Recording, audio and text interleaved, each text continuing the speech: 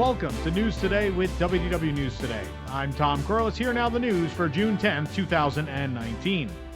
Magic Kingdom has officially bibbidi-bobbidi-booed Castle Couture from being a merchandise location into an extension of the Bibbidi Bobbidi Boutique. On our park walk recently, we noticed some new curtains up in the corner of the store where the dressing rooms were located, but their purpose remained a mystery until we tried to wander into the store a few days ago, and instead of being greeted by a merchandise cast member, we were stopped at the door by a fairy godmother in training, otherwise known as a Bibbidi Bobbidi Boutique cast member, asking if we had a reservation. According to the cast members, this change is going to be permanent. An update to the information on the Magic Kingdom Bibbidi Bobbidi Boutique location on the My Disney Experience app appears to support the claim that this is going to stick around as well. With Castle Couture transitioning into more space for the Bibbidi Bobbidi Boutique, that means that it is no longer accessible to guests without a reservation for that service.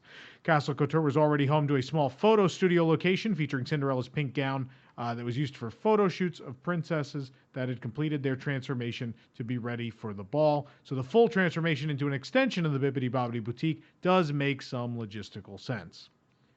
The first ever Disney Villains After Hours took place last week at the Magic Kingdom, and we were there to see it all. And you could check out all of our videos from the event right here on our YouTube channel. And you could also read my comprehensive review at WDWNT.com to see if this villainous gathering being hosted only this summer at the park is worth your time and money. Ahead of its opening this summer at Epcot's Japan Pavilion, the restaurant page for Takumi-Tei is now available at the Walt Disney World website, revealing some more details about this new signature restaurant. Perhaps the most important detail is that it will be only the second in-park signature dining restaurant to have a dress code, joining Monsieur Paul at the France Pavilion. From the website, quote, "In order to preserve the atmosphere of this dining experience, guests are asked to adhere to the dress code. The minimum dress code is required, and dressier attire is also welcome. Please review the minimum dress code requirements. Men must wear khakis, slacks, or dress shorts and a collared shirt. Jeans may be worn if in good condition. Sport coats are optional. Women must wear capri pants, skirts, dresses, or dress shorts. Jeans may be worn if in good condition. Not permitted are tank tops, flip-flops, swimsuits, swimsuit cover-ups, hats for gentlemen, cutoffs, torn clothing, and t-shirts with offensive language and or graphics." So no WDWNT logo tees inside Takumi-Tei, please. Another notable detail is that no Disney dining plans will be accepted at the restaurant, at least for the foreseeable future. This may be because of the newness of the restaurant or because it's a signature location operated by third party. We will, of course, keep you updated as we learn more about this new dining experience. Big changes are coming to the FastPass Plus tier system at Disney's Hollywood Studios on August 29th. That is the same day that Star Wars Galaxy's Edge opens at the park. And that day, nearly all rides, including Alien Swirling Saucer, Slinky Dog Dash, Toy Story Mania, the Twilight Zone Tower of Terror, and Rock and Roller Coaster will become Tier 1 attractions, meaning guests will only be able to pre-select one of these attractions for a reservation in advance of their visit. The lone exception will be Star Tours The Adventures Continue, which will remain a Tier 2 attraction. Millennium Falcon Smuggler's Run, which will open the same day, will not have FastPass available at opening. Neither will Rise of the Resistance when it opens reportedly later this year. All shows, including for the first time in forever, a Frozen Sing-Along Celebration, Muppet Vision 3D, and the Indiana Jones Epic Stunt Spectacular, to name a few, will remain Tier 2 attractions. Guests will be able to pre-select two of these attractions as a FastPass reservation in advance of their visit to the park. Arguably one of our favorite parts about eating at the Backlot Express in Disney's Hollywood Studios are the props, and sometimes the food. I like the current menu. I know we wrote in the story rarely, but the new menu is pretty good. In a park where the magic of movie making is vanishing, every last bit of history counts, except when it gets in the way of additional seating. That's right, Backlot Express is set to add additional seating throughout the restaurant to accommodate for the incoming crowds for Star Wars Galaxy's Edge on August 29th. In order to accommodate for this additional seating, some of the interior props will be removed. No timeline has been specified for the project, but it's a sure bet they'll want to have that seating available come August 29th. So go say goodbye to those World of Motion and Horizons props while you can. How many of you remember watching the Disneyland 60th Anniversary TV special on ABC back in January of 2016? Well, if you did, do you remember when Harrison Ford introduced a short preview segment about the newly announced Star Wars land for Disney parks? Well, if you do, you probably remember seeing concept art for what looked like a dinner show restaurant. Well, it was a very real idea and one that came close to fruition, and Disney didn't forget about this concept either, but rather only canceled the plans to add it to Black Spire Outpost given capacity concerns. Provided the insane lines we've seen at Oga's Cantina during these reservation periods with a controlled crowd size, it's hard to argue that Disney didn't make the right decision not adding a table service experience to the mix. Quite frankly, the land did not need it. However, a luxury resort experience could probably use such a fine dining experience. Plans currently have the dinner show restaurant in the very middle of Walt Disney World's upcoming Star Wars Resort Hotel, tentatively titled Galactic Journeys: A Star Wars Adventure. The 2-night, 3-day experience will include many things to do aboard the faux space liner, think cruise ship in outer space, that will connect guests via transport to Star Wars Galaxy's Edge at Disney's Hollywood Studios. The Chandrilla Starline experience will include the dinner show as part of the all-inclusive resort price, which is expected to be quite hefty per person, but given demand and the number of guests with money to burn visiting Walt Disney World, shouldn't really have a whole lot of vacancy once it opens in 2021. Start banking those credits now because you're going to need to steal a lot of coaxium to afford to stay at the Star Wars Hotel and dine at this dinner show restaurant in 2 years' time. Disney has just confirmed the addition of an all-new animation experience coming to the conservation station at Rafiki's Planet Watch when it reopens on July 11th.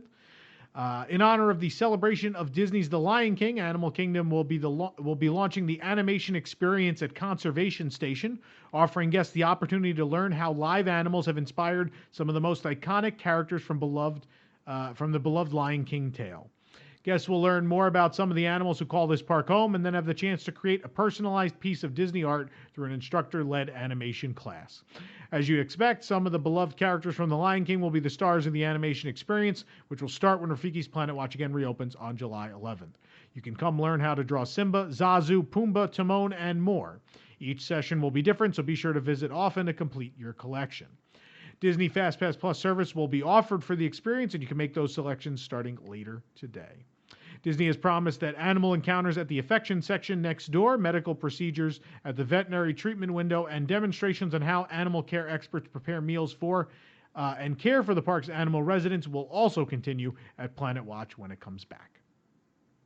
Today, we braved the rain to bring you some of the most exciting news at Walt Disney World in a while. The Three Bridges Bar and Grill at Villa del Lago, Disney's Coronado Springs Resort, has finally opened.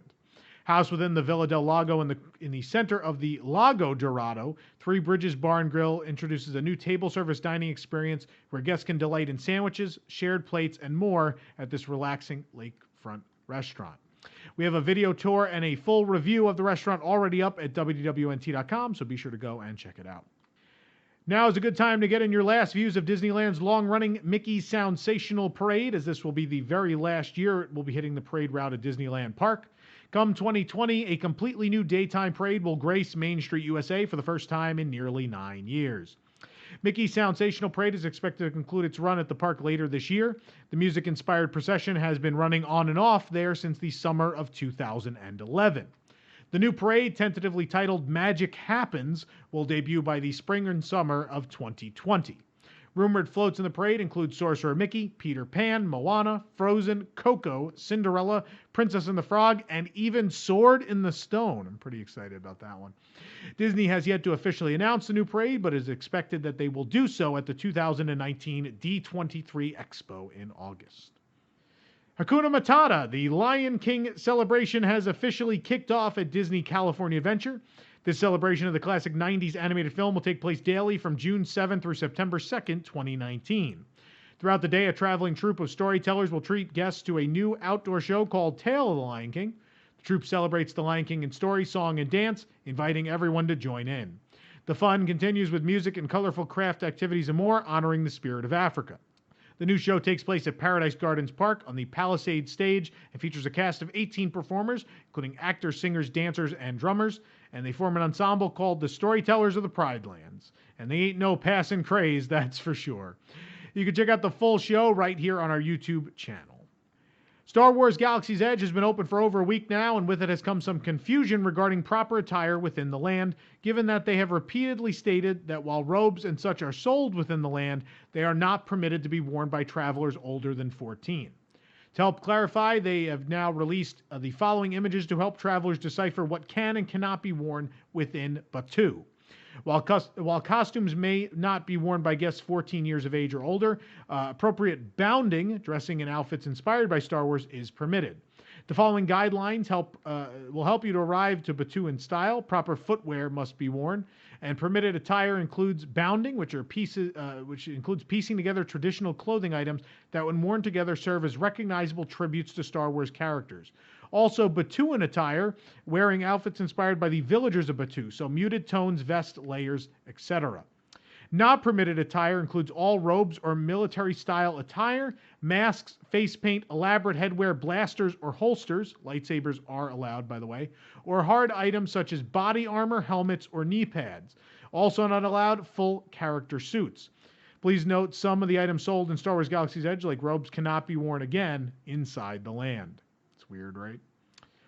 Imagineer and Disney Parks poster artist Jim Michaelson, responsible for posters for such iconic Disney attractions as the Country Bear Jamboree, the Walt Disney World and Disneyland Railroads, and Pirates of the Caribbean, has sadly passed away. Jim Michaelson began working for WED Enterprises in 1971. Along with fellow Imagineers Rudy Lord and Ernie Prinzhorn, Michaelson helped to reimagine the poster art displayed at the Disney parks.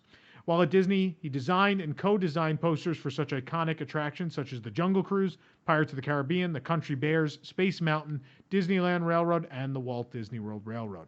In addition to his poster art, Michaelson designed projects for Disneyland, Tokyo Disneyland, and Disneyland Park in Paris. Most notably, he worked on the poster art in the Discovery Arcade part of Paris's Main Street, USA. Much of Michelson's work can also be seen in the book Poster Art of the Disney Parks by Danny Hank and Vanessa Hunt. One of my personal favorite pieces of his work are two Emporium murals that are located in the Emporium at Disneyland Paris. They're really beautiful. On behalf of WWNT, we send our deepest condolences to Jim's wife, Janine, and all of their friends and family. We'd also like to thank Jim for all of the joy that his art brought us and other guests through the years. For more information on these stories and more, head on over to WWNT.com. If you're enjoying the show, be sure to like this video, subscribe to WDW News Today on YouTube for more great content, and click the bell for notifications. For the worldwide leader in Disney Parks news, this is Tom Corliss saying enjoy the rest of your today and have a great, big, beautiful tomorrow.